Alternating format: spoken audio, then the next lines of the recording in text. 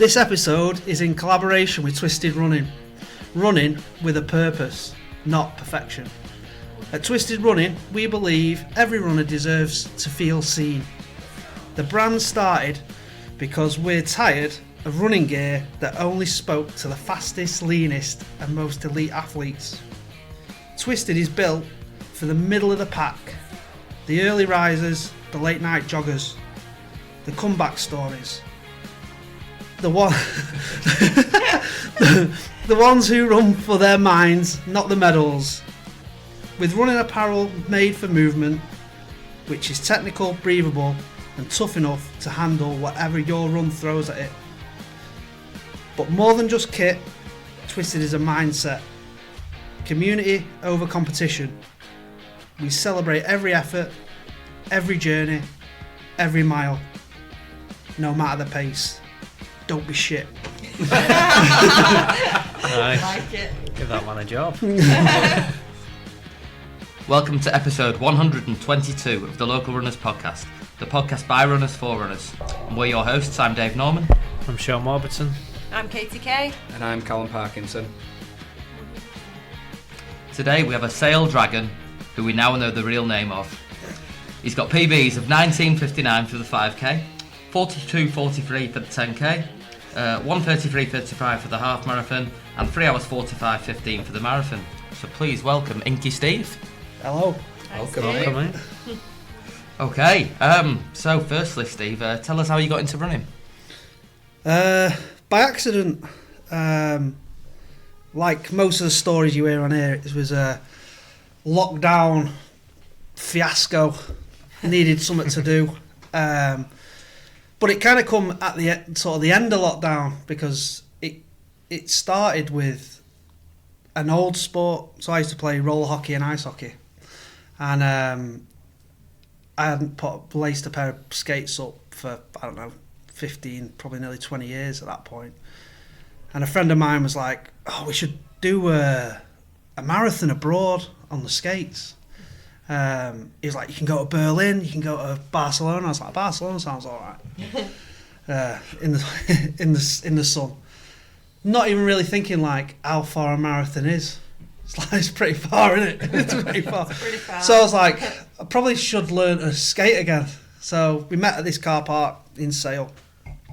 It was derelict. You can't. Well, it blocked off, so no one could get there. And we're just doing laps of this car park, socially distanced, obviously.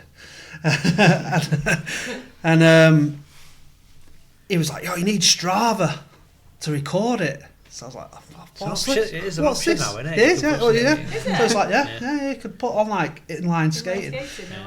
So it was just basically this like million loops of this thing, and I was getting to like 4 miles, 5 miles. I was like, far that. Like we're just chatting, and obviously then everything opened back up again, and I'm a barber, so as soon as lockdown went, everything went out the window because the shop was just hammered. And then we had the other crazy November month where everything just shut down again for a month, and the weather had turned, so there was no outdoor skating. You couldn't skate inside. So I was like, feel like I don't want to lose this fitness that I'd built up. I hadn't built up any fitness, but I felt like I had, because I'd actually done something. I'd been out exercising, or what I thought was exercising. And one of the lads in the shop had done a couch to 5k, and I'd seen his time, and I was like, you know what, I'm gonna do that. I'm gonna beat that. I was like, I don't even know what 5k is. Don't even know what distance that is. And I'm lacing up stuff, looking in the cupboard, looking for stuff. And Emma's like, "We're looking for." I said, "I'm looking for some shoes to go running in." And she went, "Who's going running?" I was like, "I'm going running now." And she's like, "You can't go running." And I was like, I'm gonna beat Mike's time. So set off, just set the phone, because I didn't have a watch then. So set the phone to like go, and every like corner I'm like looking at it going, when's it gonna end? When's this gonna end? And I remember like getting to the 5k and like pausing it and just being like, oh my god, like miles from home, because I hadn't thought of a route. I didn't plot anything. because I didn't know where I was going to go. I was just running to the end of the road, turning left or turning right down the longest roads I could find. And I finished in about 29 minutes summit. It's probably still on my Strava, like way down. What shoes did you have on out of interest? Some like old Nike free run things. Say, like, I was like, the Vans were nearly on at one point. So then I was like, feel all right. Walked back to the house, woke up next morning, I was like, I'm not dead. I thought I'd be like bits. I had an ankle injury from playing football. It was always bad. Like if I rolled it coming off a curb, it was like it just swelled up. And again, thought leave it for a day, and I woke up the next day. I was like, oh man, everything feels all right. I'm gonna go again. So set off again, and I was like, done 3 miles. I'm gonna do 4. So I thought about it a bit more and planned the route a little bit better. Got to 4 and was like, man, I'm not a runner. Because I don't know where running's come from, because that wasn't running, it's jogging. Yeah. I'm not a runner. Runners are like you guys. I'm a jogger. Progressive jogger now. So they left it a day. Next day I was like, still feel good. Went out, did another 5 miles this time, getting 5. And woke up the next day and I was like, can't even bend my legs. Legs are just straight. I was like, I don't know what's happened. Something's happened. She's like, what? Emma's like, what's happened? What's happened? I was like, don't know, but I've got to go to work. I can't even bend my knees. So I ended up going to the doctors and they were like, yeah, you've got tendonitis in your knees. So I was like, oh, that's not the best news. Yeah. both knees. Both knees. Couldn't move. Couldn't bend them. just walking like that. And to be fair, they've probably never recovered. So that first 5k, it sounds like you were really going for it, trying to nail your mate's time, and you did it in 29 minutes, you say. So, looking at your 19:59 5k PB now, did you ever imagine that you'd get down under 20 minutes having started at 29? No, not at all. I don't even know how I did that, to be fair. That was thanks to you guys more than it was for me, for putting on the Tameside 5k. Oh, is that where it was then? Well, I went twice. Yeah. So I did the first time, and my watch said I was under, but your time said I did 20:01. There was a lot of expletives that went on. I was like, what is this? I just ran as hard as I could. The guy, I was with the pace of the whole time, come in. I was like, something's gone wrong there. But to be fair, I did start at the very, very, very, very back of the group of guys that were in it. Yeah, so we've looked at, a couple of people have said this, like, why aren't you doing the timing from there? And it is around, we tested it, and it's around about a second. And Bill from Crazy Legs was telling us that that's why they have 2 timing mats as well at the end, because I think they have them set at 5 metres apart, which is like less than a second when you're running at pace. So I mean, it just didn't happen, did it? You know what I mean? So I was fuming. So I was like, I've got to go back again. And thanks to you guys for putting that on, because I don't think I would have gone under that. Yeah. I went to. Did you go with the pacer again? I did, but I went in front of him. Right. 1 second. I went in front of him. I was like, I stuck with him for the first lap. Was it the young was lad? it Oliver? Nah. I thought Oliver did 20 minutes. There was another fella. Time before. He's one of your lot. You know, he's always at the park runs with you. I can't remember who it was though. He'll know. Who, the guy who ran it? Yeah, He'll know who did it. He'll know who we were talking about. I've got to find out now. So I thought, you know what, I felt good, because it was like I say, probably the fittest I'd ever been then. And I thought, if I just get in front of him, if I keep him behind me, I'm definitely going to come under it. Yeah. And did. But I don't know how I did it, but to be fair, I always finish races, even though running hard to you guys, running hard for me, but when I finish them, I never want to be sick. So I'm always running, and when I finish them, I'm always like, I probably could have done a little bit more. Well, there. the time don't feel like you could. That's but what I'm like. Yeah. I could have probably, especially the shorter ones. Yeah. And like, it's only 20 minutes, isn't it? I could have like Yeah. give it a little bit more and just. But anyway, I know what you mean, but the time I got the don't feel time. like you Nah, can. but I got the time. Dipped under.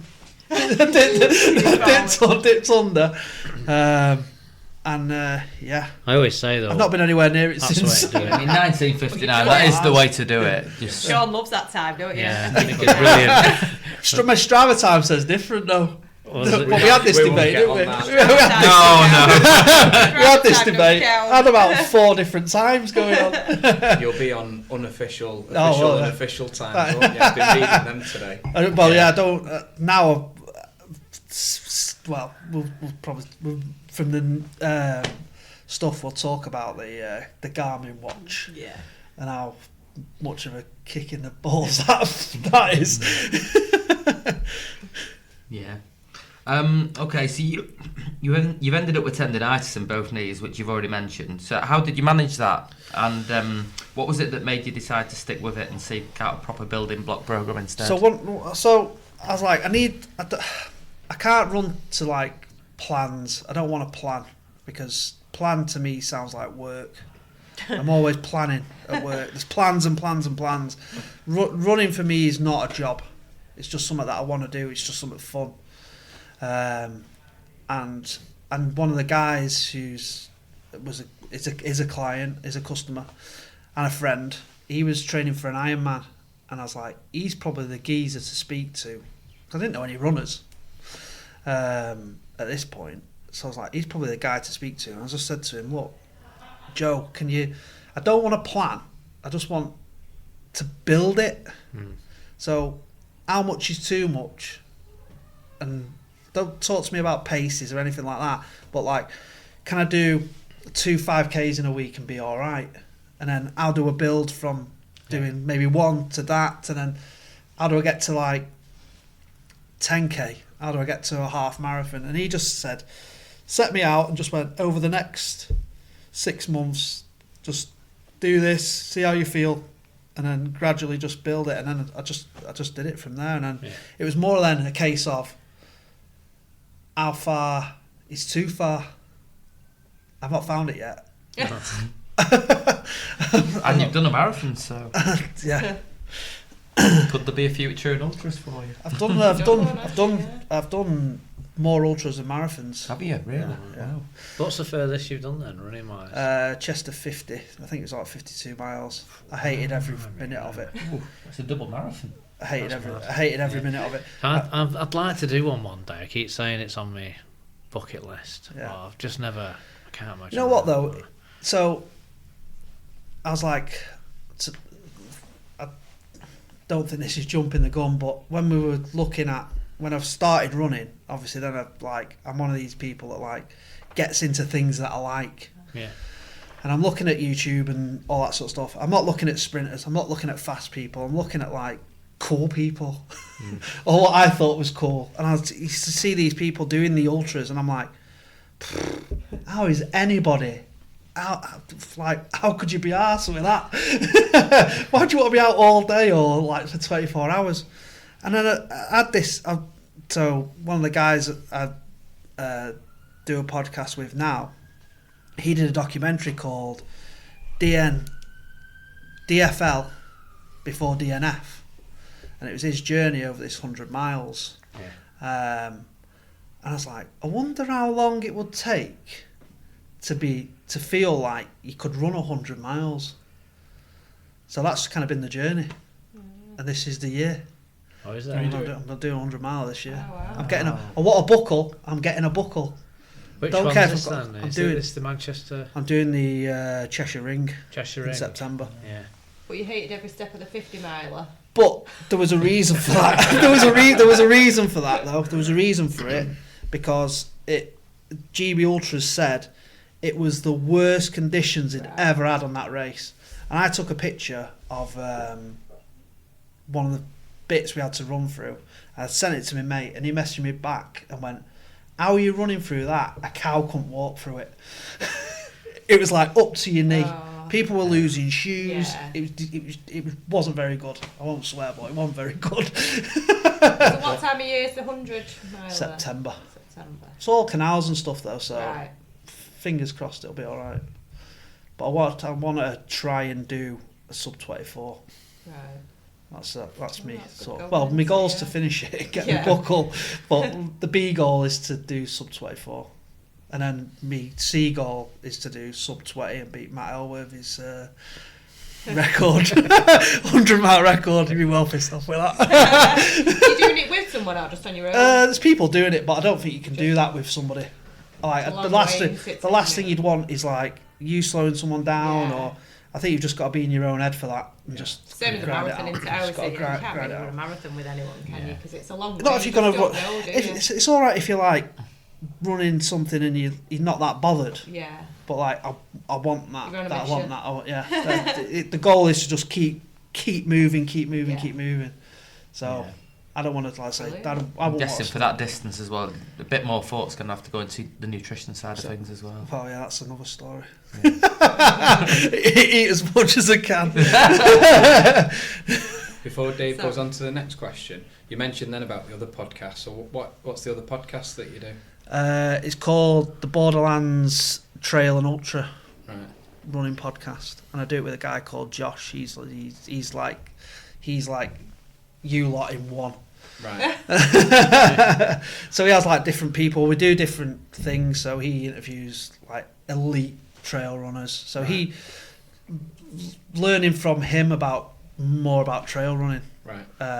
about the athletes, about the kit. You know, Yeah. it's super interesting. It's a different kind of running, isn't it? It's completely different running. Yeah. Completely different running. It's for me because he's from Utah. Well, lives in Utah, and when you see pictures that they post of where they run, you're like, no wonder they run on the trails. Yeah. It's unbelievable. Yeah. You won't want to run a road around there. It'd be rubbish. How long have you done it for then? That podcast? We started. Well, we did the first one in the first one that I was on was in April. Right. And it was just a case of we become friends through Yeah. social media, and he was at the moment he's living in Paris with his family, and he was like, we want to come to England, and obviously to him like a 2-hour train journey is like that's his commute to work, isn't it? So he was like, London's only 2 hours on a train. I was like, yeah, sorry mate. And he's like, no, we're coming. So he stayed like near the shop, and he said, oh, should we do a podcast? I was like, mate, I don't know if any of your listeners want to listen to me talk about running. And he's like, no, we'll do it. And then we filmed it. We did it in the barber shop, and we sat on the chairs and filmed it in the shop.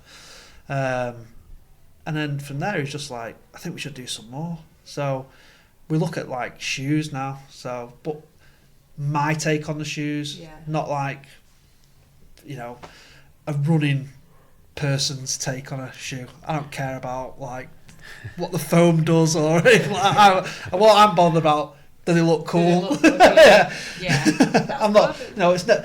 A shoe for me is never gonna like. It's never gonna make me like an elite athlete. Yeah. But if I look down and I'm like, they're They sick, look them, good, aren't yeah. they? Feel They'll good. make me feel. That's it. Yeah. Feel good. Run good. Yeah. Just out of interest, what shoes did you wear for the 5k for your sub 20? I wore the Adidas Pro 4s. Yeah, so you were in carbon I was shoes, yeah. always in carbon shoes. Always. I'm trying not to be. But for the problem is the carbon shoes are the ones that look the best. Yeah. Yeah. If they made the other ones Yeah. look better, I'd probably be more. So you're doing inclined your to wear- day-to-day runs in carbon shoes as well? Try not to at the minute. Yeah. Try not to. But like everyone bangs on about like Super Blasts and stuff like that. But when I wear them, they're just dead. Yeah. It's like flat and boring. Yeah. I'd rather have something that, you know, Bit of I look down, I'm like, they look all right, but just Yeah. plodding along. I can't get the best out of them anyway. Yeah, though, aren't they? If you like pop a pair of carbons on and you put your everydays on, Yeah. that's exactly how they feel. Isn't it? Yeah. There's Rubbish. not a life in them, is I'm there? doing I'm doing it for fun. Yeah. Do you know what I mean? Yeah. So What, feel good? just I know what you mean. if it's gonna like I don't know, it's not gonna injure me, is it? I'm not like running 6-minute miles all the time. Yeah. I'm just like plodding along in them. Everyone will run past me in the dailies going, why has he got them on? Covered in mud. They should be race day shoes. Okay, well, you were quite a popular guest, it seems, from the amount of listener questions we've had and some of the comments on the social media posts. So we do have a few listener questions tonight. The first one I've got is from Matt Lucock, previous guest. So he said, Steve is genuinely one of the soundest people I know, not just in running. He's been instrumental in my journey back from injury, and he's been so supportive, checking in, keeping my mind on running and my rehab, and giving me a reason to get back to where I was. One thing we share is our love of running shoes. So my question is, what was the shoe that made you fall in love with running? So, I was just saying to Sean before me, probably the main shoe was the Vaporfly Next Percent, the first one. Yeah. But I got that by accident because I've got a friend that works at Nike, and when he saw that I was running, he was like, "You can't wear them shoes for running in." And he was like, "I'll get you. What shoes do you want? I'll send them out to the house."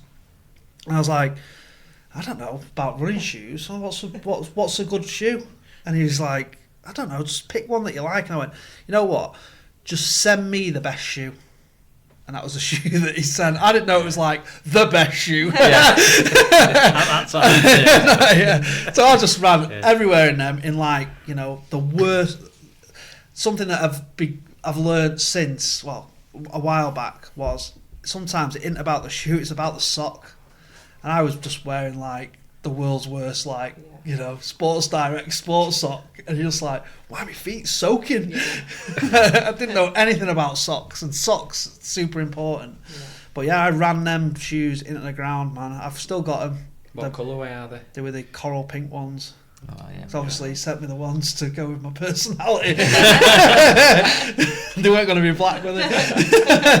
But yeah, I ran everywhere. Trails. I didn't know there was a trail option. Yeah. I just thought it's just a shoe for running in, isn't it? Cross country, and you. The Carbon shoes on muddy trails are not good. Well, the pads fell off the back of them. I was saying, Sean, one of them is worn down that much that you can see the carbon plate. Really? Yeah. Wow. Done 600 miles in them. Jeez. Okay, right, yeah, we briefly mentioned Garmin before. So your first official race was Manchester Half in 2022, which was also the first time that you wore a Garmin. Yeah. So how did having a Garmin change the way you looked at your casual runs?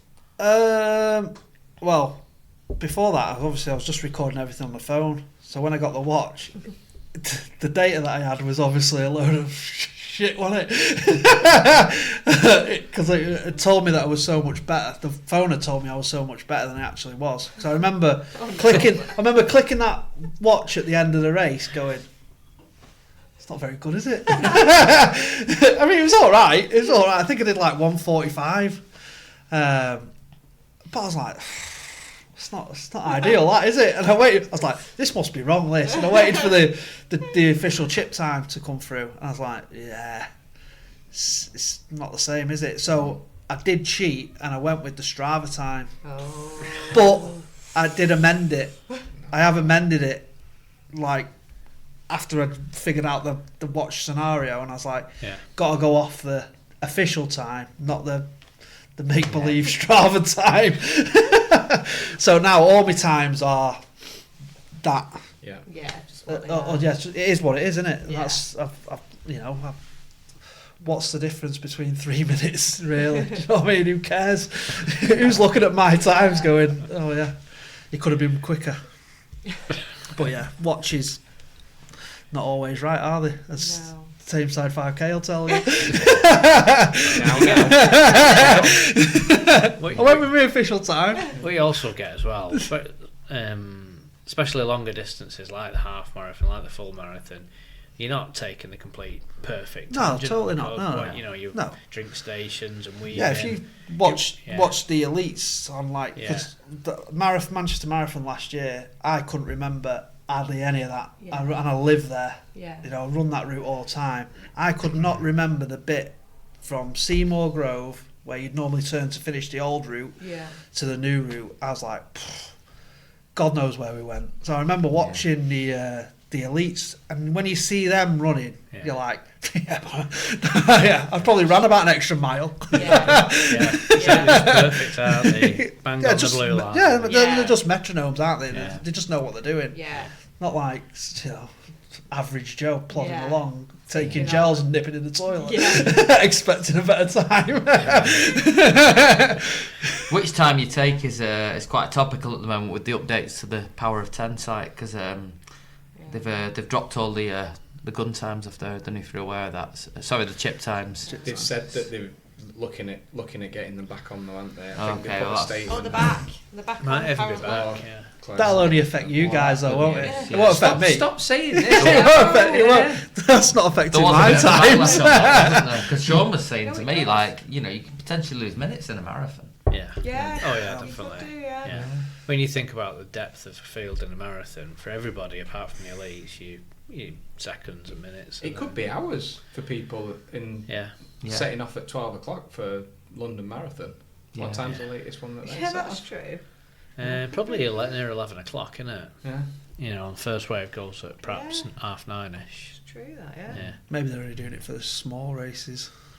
It's just, you know, Power of 10 are just. Why are they it's messing just- about it's, with it, It's though? just a massive. In data. something that, to be fair, when you asked for that, I was like, I don't know if I've got. I don't even know didn't about know Power before, of 10. so I didn't know. It When I was- looked at it, I was like, it's pretty good actually. Yeah. It's kind of- It is So, good. so for those that don't know, Power of 10 is just basically a website with all your race times on there throughout the year. So someone like Dave's goes all the way back to, well, when it first started. When was that? Was that mid to late 90s? Yeah.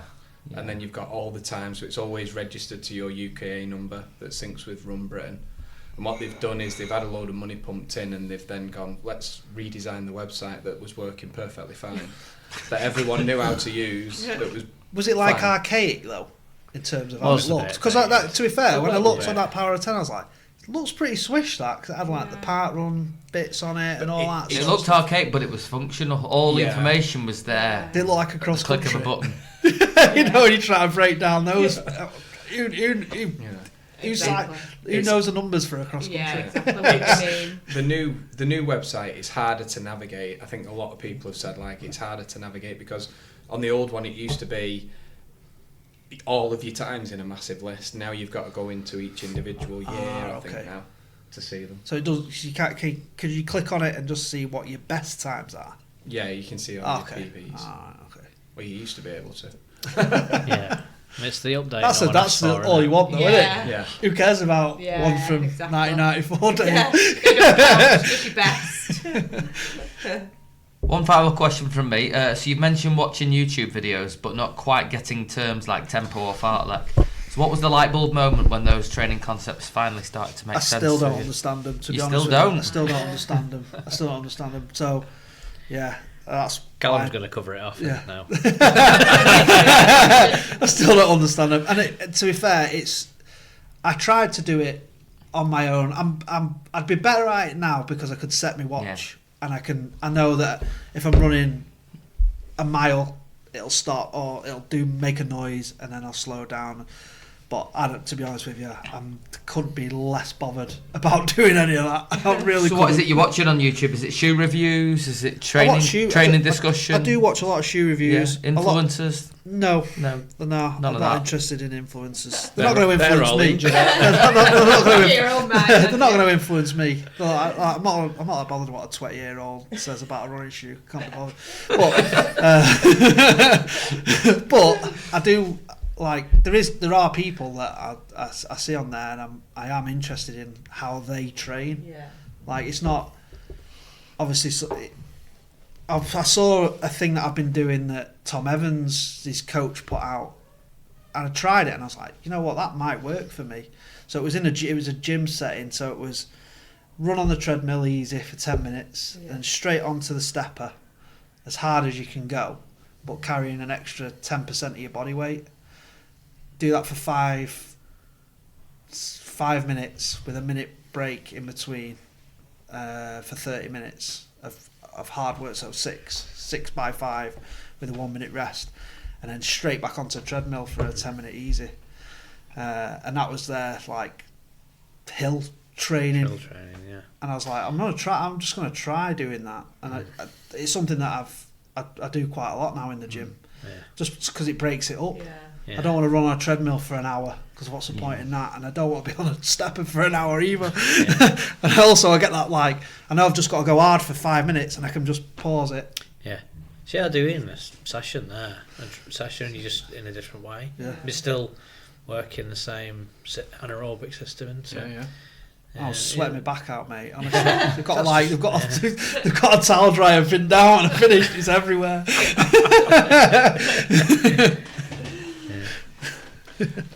So I've got some questions for you now. So we mentioned about getting into running, but we've not really spoke about the running club. So you run for Sale Dragons. Yeah, best club. So What Matt Lowcock said. So what made you get into their track sessions at Timperley and seeing that as a game changer for you?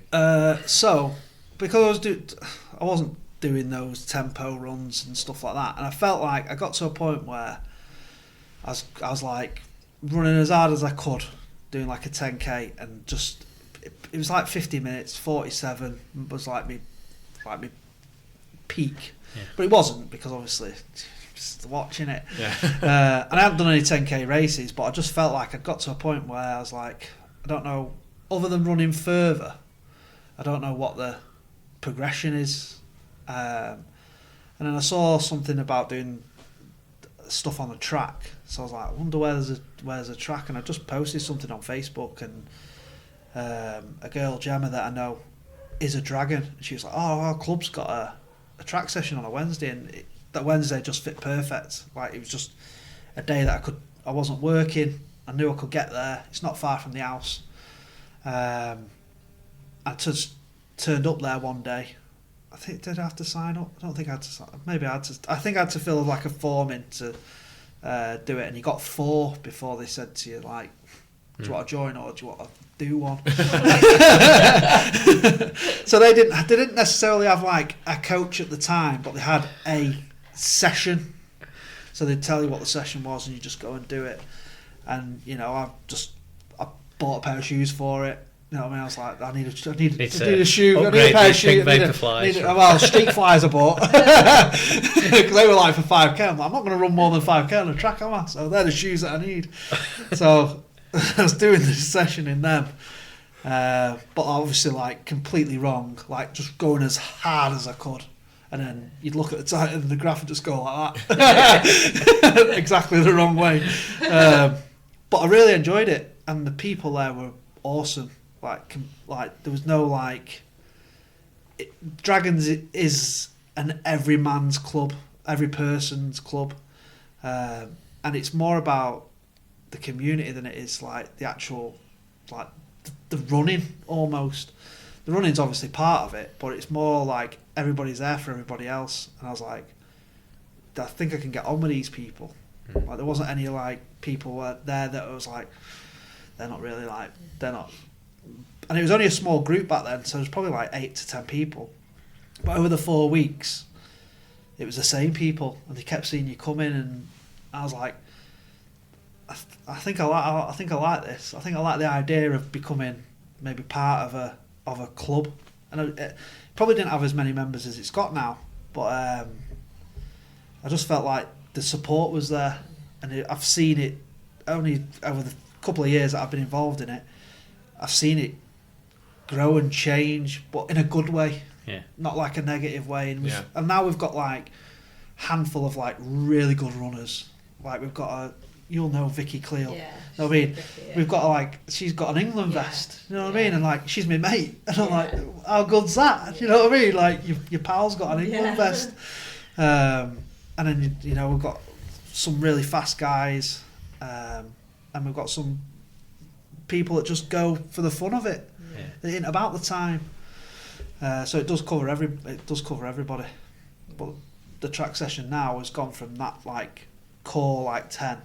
We're getting like 35s, 40s. So that's really good. That. So people are realising that it isn't just about being fast. Everybody can get something out of it, because everyone's doing. And what I like about it is everyone's doing the same thing. So even though you might lap somebody, they're in the same hole as you. Yeah. They're just a little bit behind you. Yeah, definitely. So the episode sponsors are Twisted Running, so thank you for doing the intro for that. First guest Don't to actually sack do me.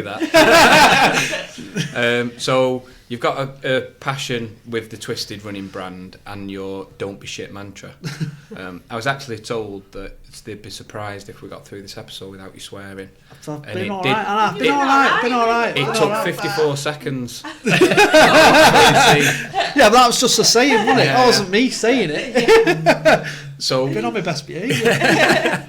so why does this style of running gear mean more to you than the big name brands? I can't relate to the big brands. Like, I like, obviously, the shoes are the shoes, so you can't get away from that. But, you know, I'm not a singlet guy. I'm not a vest guy. And to be fair, I don't even really like tech fabrics.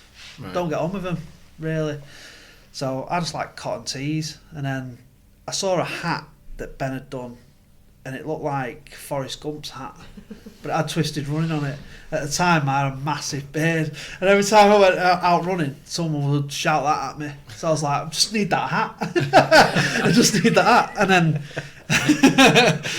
so I'd ordered it. I didn't know it was Ben at the time, and I got a message through Instagram saying, is it alright if I just hand deliver it? And I was like, where's it coming from? It's like round the corner. I was like, of course you can just drop it on. And then from there, we just, I don't know, I liked the idea of the stuff that he was doing. I liked, obviously, that it was somebody that I already knew. And then it was local. And I thought, you know, this is just something to kind of get behind a little bit. And I just started running with the lads. There was like a group of like 4 or 5 of us, and then he was producing more and more stuff. Obviously, he didn't have the shop then. Yeah. He was just doing it out of all of his house. Yeah. I don't think there was one bit of his house that didn't have gear in it. But yeah, he just was making different stuff, and then some of the bits I was like, oh, I like that. It just kind of, it wasn't what everybody else was doing. You know, it wasn't just a black T-shirt, or it wasn't just a, you know. They're all unique designs as well, aren't they? And then bringing them out with the different colours. So I think he did one. It was like, was it for the half marathon? And it was honeycombs. Yeah, honeycombs. And then he changed the colour of it as well. Yeah. So I think there was a pink one. And yeah, I think that's really good. He did a couple of variations of them. And but to be fair, they're too cheap. I tell him all the time, it's too cheap. But it's not cheap. Yeah. The kit's really good. Yeah. It's as good a stuff as you're ever gonna get. Yeah. And it should be in other places, but obviously it's you know, it's a fine line, I guess. I know I run a business, so I know where our money works and stuff. So it is tricky, but I see it more and more now. When definitely like the local races that I'm at, I'm like, man, like that T-shirt there, that T-shirt. Yeah, a lot of people are wearing it now. And the best ones for me are the ones that I've done. Yeah. And I see people wearing them, and I'm like, so what designs have you done for Twisted? I've done a lot of like. So I do. To be fair, I do more like the graphics for it than I do the design. We talk about the design and the colours and stuff like that, but we talk about that in like a group of 10 ambassadors. Right. So he will say, he'll do a load of them, and he knows which ones he's going to do, but he knows the answers. He knows this guy's going to pick these 4. This guy's going to, you know. So I think in his head he's gone. He knows the ones that he wants to make. Yeah. And he puts it out there for everybody to put their votes in. Yeah. But really, he kind of he knows which ones he wants to do. Yeah. But I think, have I done...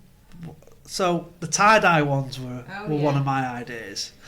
And then I did the one that looked like... That was like... It was called the Drippy. And I didn't even know he was going to make that. So I designed it. It like... The colours like the rainbow, but it all like... It's like it's melting like an ice cream. Yeah.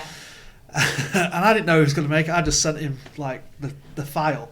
Yeah. I said, "What do you reckon to this?" It's like a bit of a joke. And then the next thing, they're in. And I was like, mate, no one's going to buy them. And they just disappeared. And then when I see people wearing them now, and I think he did the Own Your Pace on the back of that one. And that was but I think like they're good. I think this one in particular was risky because it ain't gonna be for everybody. And when I drew it, I was like, even I wasn't sure about it. And they did a limited edition one for the running show, for the National Running Show, and on the Friday when he came and got his hair cut before he set off, and I was like, mate, I'm not sure about if them t-shirts are going to go down well at that running show, you know. I said, I think you probably should have done a different put a different slogan on it, and they disappeared. When I went on the Sunday, they had no life. It's the banter though, isn't it? That is what runners say to each other, isn't it? Like, but it isn't I think you can take it in the wrong way. Like it's not saying don't be. You know what I mean? It's like do your best. Yeah, it is. 100%. It's like replaced. It's almost replaced good luck now, isn't it? When you do your race kit. It's like patting somebody on the back and going, you know what, just. Don't mate. When I got my half marathon PB in the morning, I wrote that on my hand, and it was years ago. He does that before every episode. He's the one that's got it together. I'm glad someone notices. That shirt you've got on underneath, is that a twisted shirt? No. I was going to say, because I've seen the twisted checkered shirts as well. That's another question. You're jumping the gun. Oh, sorry. He knows the script. So Ben at Twisted is facilitated some of your weird requests. Yeah. So what's the strangest piece of kit design that he's managed to get made? So the shirt is one of the things, because I'm glad you mentioned that. I'm not. You were worried about that, weren't you, Dave? So one of the pictures that I sent you was one of the Manchester Marathon ones, and it's just me in a Hawaiian shirt. I'd never had so much abuse on a race for wearing that. But there was bits of it where I was walking, to be fair, and they were like, this guy's not even running. This guy's not even got a number. He's just walking the course. And I heard a lot of like, look at that shirt. Because he'd said to me, like, you can't run a marathon in that shirt. I was like, what? I'll get round it, don't worry. And then from there we talked about the shirts, and he talked to the factory, and they were like, we can do it. Like, what do you want it to be like? I said, you know, it would be really cool if we could do it and it looked like a denim shirt. So I've got one of two samples that is a full long sleeve shirt in the tech fabric that looks like denim, and the thing looks like it's stitched on like a little patch. But I think they did the first one they brought out was like the lumberjack one that was like a red and black check. Yeah. And to be fair, I think they did. I've seen people wearing them. Yes, so, well, that's it's a pretty mad request, isn't it? I can't imagine any of you guys selecting that out the drawer for a Sunday long run. Possibly for a night out. Have you always been into like fashion then? I don't. I just like what I like. Yeah. I don't follow anything. Yeah. It's just things that you see, and just I'd never seen anyone do a running shirt at the time, and I was just like, well, it'd just be a bit different, wouldn't it? And I've run a couple of races in them as well. Cool. Yeah, I think we mentioned it. We went to the Middlewood Way the other week, and the amount of twisted kit that was there was unreal. Part runs as well. The day before, there's loads, and Ben, he's got it right. He's got the formula right, because people are getting it, and it, like you said, it's not rubbish kit. No. All of the kit is top, and that's one of the reasons why we went with him for our kit. And we met him before he had the shop, and he was like, "I'll do you these samples," and he brought a sample with him. Yeah. And he was like, "Have a feel of this material. This is what you might want." So he is really good. It's always innovating as well, though. So it's like, you get the feedback from stuff, and it's like, oh well, they want this, and a lot of it has come from the clubs. So there's a lot of clubs using it now. So obviously, elite guys want Soar because they're I met them in Paris and looked around all their stuff, and I was like, if you're a fast runner, you're wearing Soar. And I went for a run with them, and I'd never been dropped on a social run before. And I didn't even look back. They were just gone. They were just disappearing into the distance. And to be fair, I shouldn't have ran with them, but I wanted to get to the Eiffel Tower, and I was like, when I heard him say it, I was like, you know what, I'll just stick with him. I get to the Eiffel Tower, and then once we're coming back, I know I'm coming back down the river, so it's all right. But yeah, so a lot of the top guys are going to obviously probably select that. But to be fair, at this point now, there's not a massive difference in the sort of the quality of stuff that can be done, really. The feedback as well, like you said, we've got a group, and he's struggling to get vests for women that fit every type of woman and all body sizes and types. You'll be testament to this, Kate. Yeah. Is it? We talk about this all the time. Yeah. I talk about it with Ben all the time, and it's like a guy knows what size shirt he is. Yeah. He can't. It doesn't translate the same. It doesn't translate the same. And like I say, I've just been around and saw all the stuff that's coming out in the next 6 months to a year.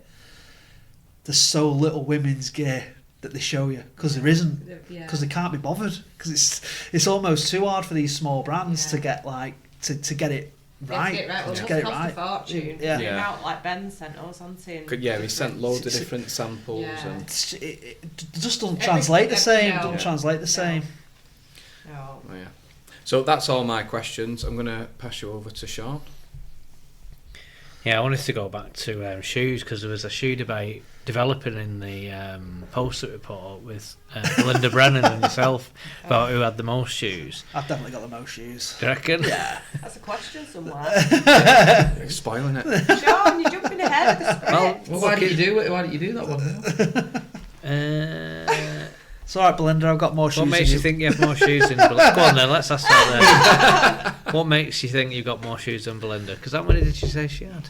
It's like hundreds, wasn't it? 100 shoes? That's Hundreds. That's like pretend numbers, that. Yeah. I've got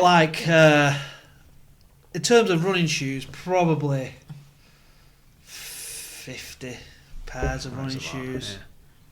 Yeah. Now. How many have you got, Dave? I'd say probably about the same, yeah. About 50. Yeah, dark horse. Yeah, I thought he'd have loads. Yeah. You don't have to pay for them, he's nicking them. Beautiful.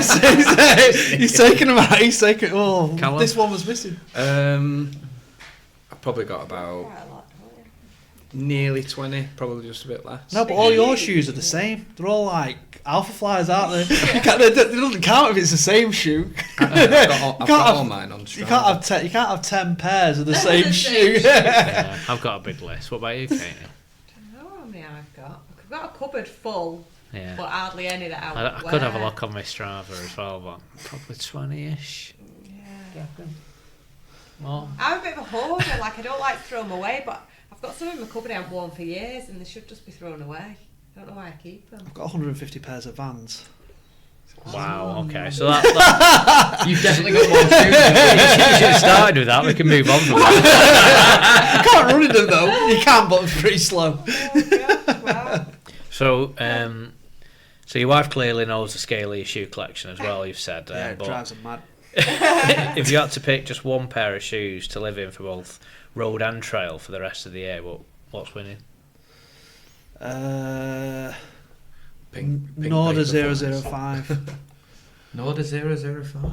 Yeah, because I think you can run road and trail in them, and they look cool. So Yeah. they tick all the boxes. They were I did like my top 5 shoes of the year last year, and they were my top shoe. It'd probably be that, because you need something. Would need something for trail, Yeah. not just for road. If it was just for road, I'd probably say like the Evo SL Yeah. to just run in. If it was just road, but road to trail, it'd probably be the 005 or the Mount to Coast H1. That's a really good shoe, and it's cheap. Yeah. Like really cheap for how good it is. You get 2 pairs of H1s for the same price as an order. What will you run your ultra in? I think I'm going to wear the Mafati X Hoka. So I bought them at end of last year, and I've been running in them, and I think they'll probably be all right. Yeah. I think they'll be all right. So hopefully I'll get through. I'm gonna do the Chester 50 miler in them, and if they're all right, I'll do M2L in them as well. Right. What's Manchester to Liverpool? Yeah. Yeah. That's Canal, isn't it? Yeah. Is that, yeah. But I think they'll be good. They're not like it's a fine line with the Chester 50 because a lot of that is like the first 26 miles is like canal towpath. Yeah. Yeah. So you do. It depends on the conditions, doesn't it? So you are hitting like the sandstone trail, and it can be boggy as hell. Yeah. But there is a lot of runnable, Yeah. well, joggable stuff. It's like in the summer, it's like road, isn't it? Yeah. Really. Yeah. So just on Paris, you went to see what was your reason for going to Paris? And you touched on that with the we sorting. went there with the Borderlands guys. Oh, right, yeah. So we met a whole bunch of different brands in the showrooms. We're just doing like media content. Yeah. They were talking about what they were bringing out, and yeah, talking to as many of the founders really. Did a few of the every day I was there. I did the like the social runs. So for some of the brands, Yeah. saw one. Don't sound very Don't know, it wasn't social one. Not many people turned up for that. Some went the other way. Yeah.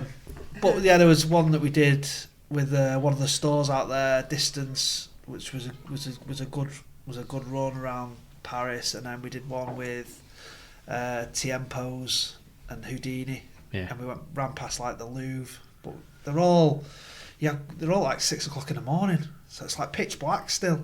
So you're running past the Louvre and you just got these like glowing triangles.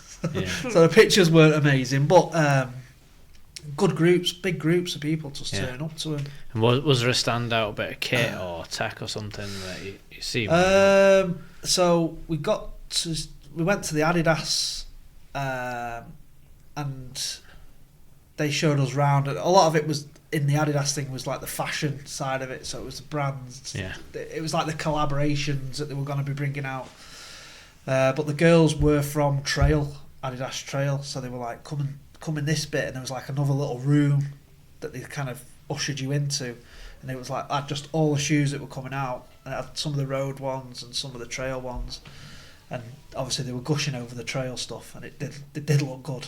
They did look really good, like colourways and stuff like that.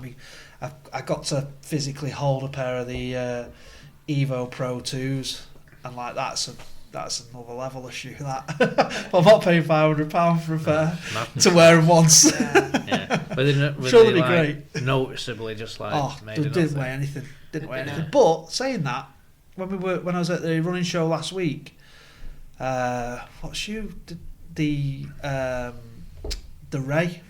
Oh, They yeah. had the Ray there, the Asics Asics, Ray, yeah. and that was like, it's just got to a point now where like it can't be good. It can't be good for you because there's nothing. It doesn't feel like there's anything there. And I held it in my hand. I was like, oh man, that's like an ankle breaker. That. It's mad, isn't it?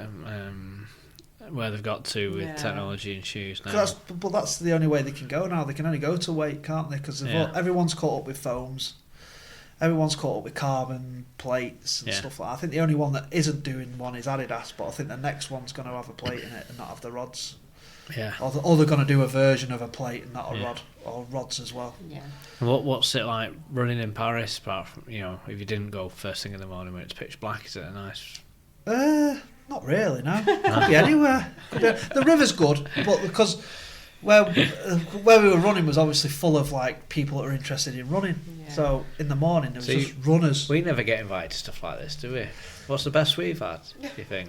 I think you just got to go and kick the doors down. Yeah. I think you just got to rock up. Most You got your matching hoodies on. Threshold tested in Salford Uni. That was our big day out, What a wasn't it? massacre. Last one. Yeah. Watching day. Yeah, Do Dave. throw blood everywhere. Like a horror movie. No, you've got to do stuff that's fun though, haven't you? So Yeah. I didn't know what it was going to be like going there because I Yeah. hadn't done anything like Yeah, that before. yeah. But it was really interesting. I mean, I kind of stood in the background a little bit and let them do their main bit. Yeah. I just ask some questions and stuff at the end, but it's busy. It's a busy schedule. Like you've got like stuff. The next place, you got to get to the next place. Got to get to the next place. Got to get to the next place. Yeah. So you walk. I think we walked about 35 miles, and you're basically walking up and down the same road. Yeah. All week. Yeah. The launch party things are pretty cool. Yeah.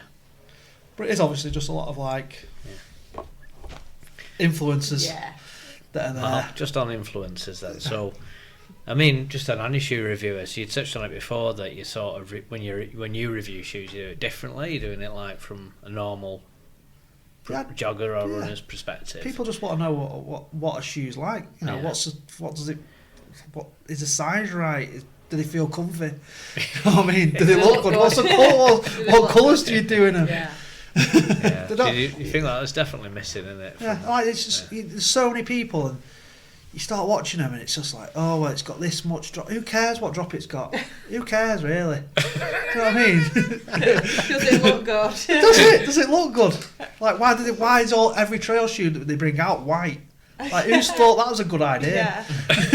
It's just it's crackers.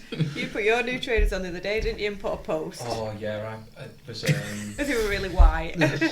Which one? Oh, it was the Daffodil 10K. Yeah. Ran through a puddle. Oh man, I mean that Daffodil 10K is on like a bypass, man. It's got grit all over it. That's just a white shoe's brown in one run. Like what's the point? Right. They're obviously designing these shoes in California, aren't they? Where it rains like one day of the year, where they can just go, run on a treadmill today. They're not doing them for like Manchester, are they? It's different night and day, isn't it? Yeah. It's like when you see cross country in America running on golf courses. Yeah. Unbelievable. Running around that at Tatton Park. I'm so glad I didn't go. That was disgusting. And that's my favourite weekend, that's my favourite one as well. Yeah. Trail shoes as well. They do cross-country spikes in white. Yeah, they do. Idiots. Who's buying them? Who's buying them? Cross-country and white just don't go together, you're right. Yeah. It's terrible. To be fair, I think my first cross-country spikes were in white. But it was only because they were the cheapest But they do make you go... They do, I suppose, though, the white is like... It makes you look faster, doesn't it? There must be a psychological thing. To a point. Only on the start line. that white. No one was... I mean, you'd look a right idiot if you were stood on that start line at Eaton Park with brand new white spikes on, wouldn't you? Yeah. You'd be like, come on, mate. At least do like a little grass lap. Yeah. You wouldn't stay white for long on Saturday. No. Oh, it was so muddy. Okay, that's all my Over to questions, me. Okie dokies. So, this is one I can identify with. So, your son Alvy asks you every time you come back from a race, did you win? Yeah. I mean, I don't... So, how do you explain that to a kid? No, I didn't win, but it was still a good run. I just tell him that I won. I've got the medal. I've got the medal. I've come home with the medal. But I think it's got to a point now where I've done so many that the chances of me winning one's pretty slim unless nobody else turns up. I think the days of me winning I don't think there was ever a day where I would win a race, but equally I'm not there to do that. I'm not bothered. Like my medal looks the same as everybody else's medal, doesn't it? You know what I mean? Doesn't say the time on it, does it? Absolutely, but I think he hasn't got my Strava either, so those of us with kids can identify. Mine always say that as well. Did you win? No. But you're pretty close though. And your, as you describe, your long-suffering wife Emma.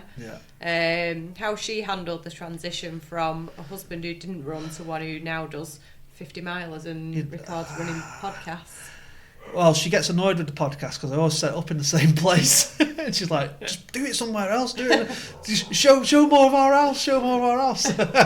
Because we don't have to do it. We have to do it remote, so we do it like via like almost like a Zoom, but in like a studio. I think like her annoyance of the running, she's kind of come to terms with it. It'll always annoy her. You know what I mean? Does she run or not?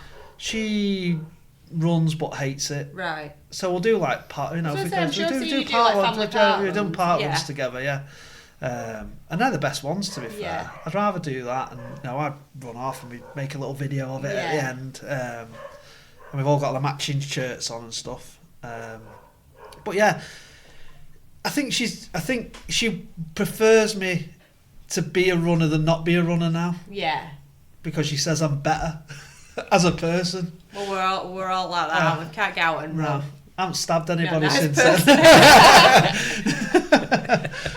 I'm too tired.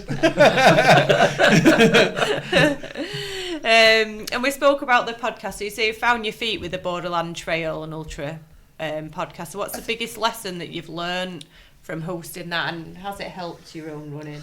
I think watching what he does, and talking about it, because I think there's a lot of focus, and you'll know this from doing this.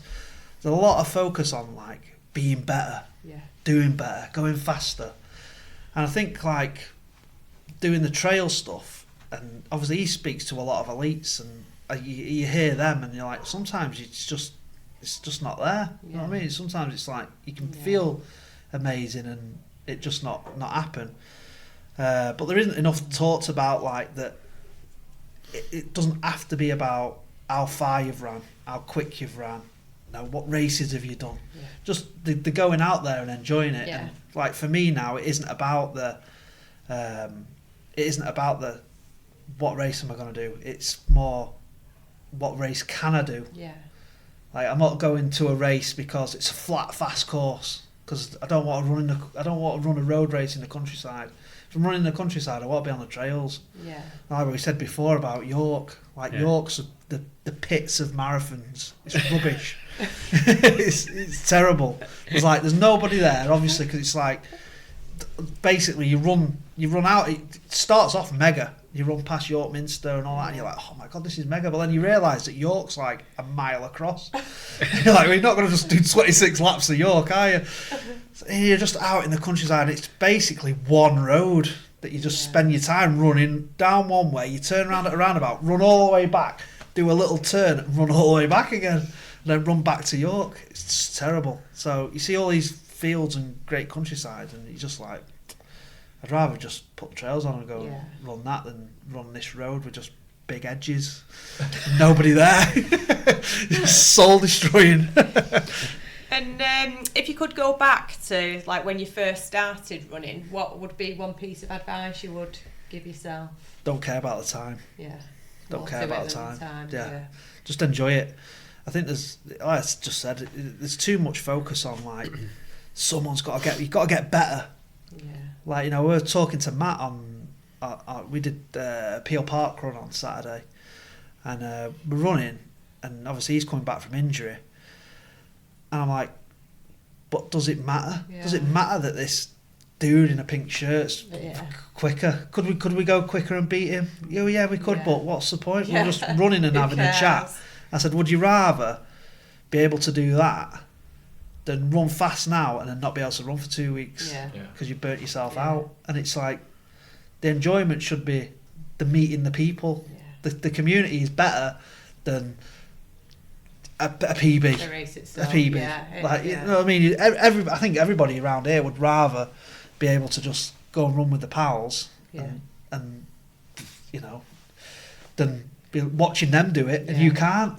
And it's easy, isn't it? We always say that it's easy to get caught up in it, isn't it? That just chasing like PBs and becoming obsessed. I think when you start, you want to see a progression. Yeah. But I feel like now, like, I'm not that bothered. I'm just not bothered. Yeah. But like we said before about the 5k time, do I want to run a sub 20 again? Probably not. Like Matt said, are you going to come and do the Tameside 5k? I said, yeah. And he said, what are you pacing? He went 30 minutes. I said, I'll join that one. Yeah. Because I've not like a massive interest in doing it. Like when we spoke before, and we were talking about the sub 40 10k. Could I do a sub 40 10k?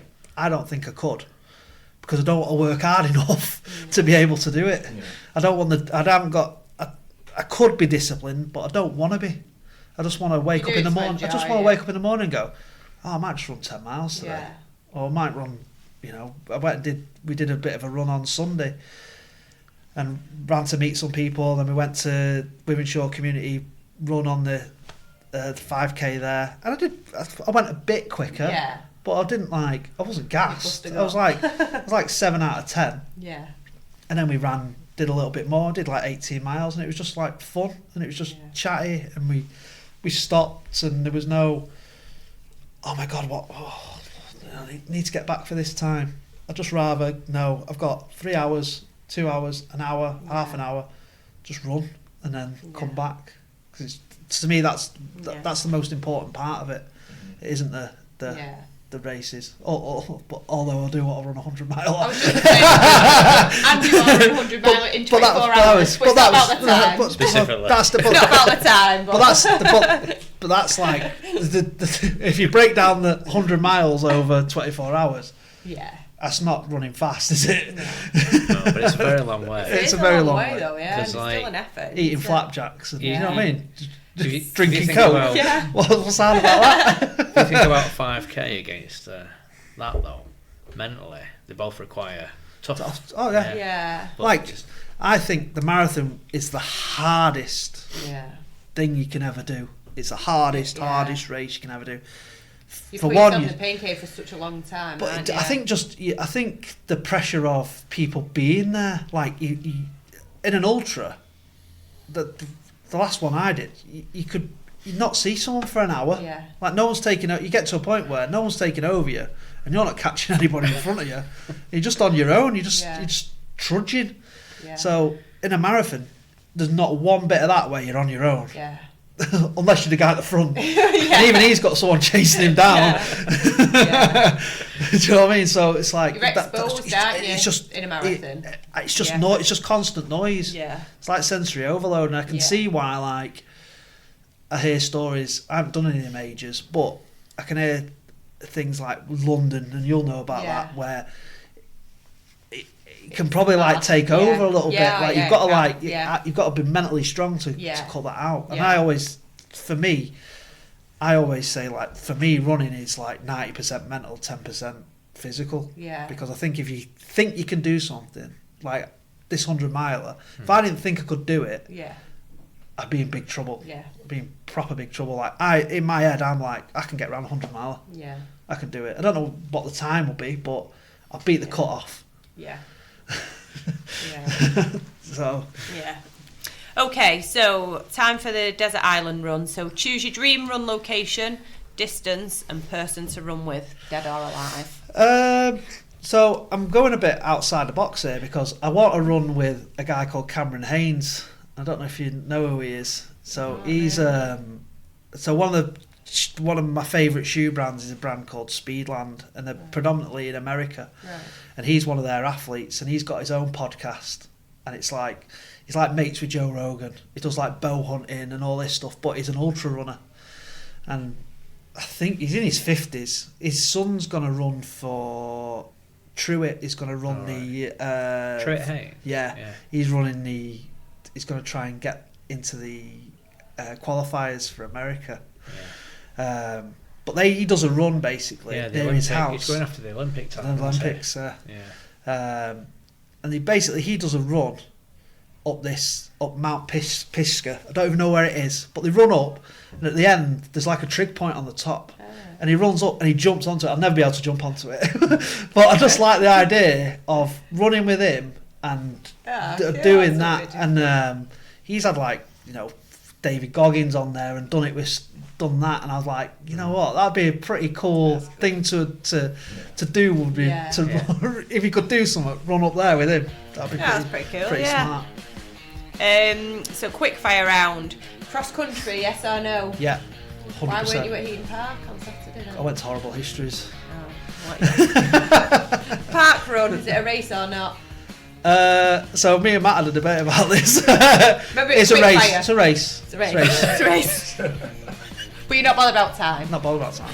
I'm not racing it, but it is a race. I'm not racing it personally, but people are racing it. Carbons for park run. 100%. Carbons for shopping. Oh, yeah. The best of the best shoes. Running any weather or head to the treadmill? Any weather. Stretching or no stretching? No stretching. Gym work on Strava, yes or no? So, no. No now. No. No now. No now. I've stopped. I shamed you. Yeah. Post-run beer or post-run protein shake? Chocolate milk. Stop your watch or not when you're running? Not. Track races or no track races? No track races. Ice baths and saunas? No. No. That's it. That's our quick fire. So that's all our questions. That was brilliant. Awesome. Thank you for Thanks for having that. me. And I good luck enjoyed with the it. ultra. Yeah, man. Hope you do Just it in go. 24 hours. Yep. Even though you're not bothered about the time. I'm bothered about the time for that. I'm not bothered about the time for a 5k. That'll take as long as it takes. Yeah, no, good luck with it. Thank you. No, Yeah, thanks so much. It was good that. Good laugh as well, wasn't it? Yeah, thank you very much. It's alright, mate. Thanks, Steve. Yeah, brilliant. That's it for this episode. In the next interview, we will have a Sale Harrier who has PBs in the 5k of 21:43, 10k of 44:55, and a half marathon of 1:42. Her son and daughter-in-law have already been on the pod, and now Linda Rowlandson's turn. So get those questions in for Linda Rowlandson in the usual ways. And remember, don't be shit.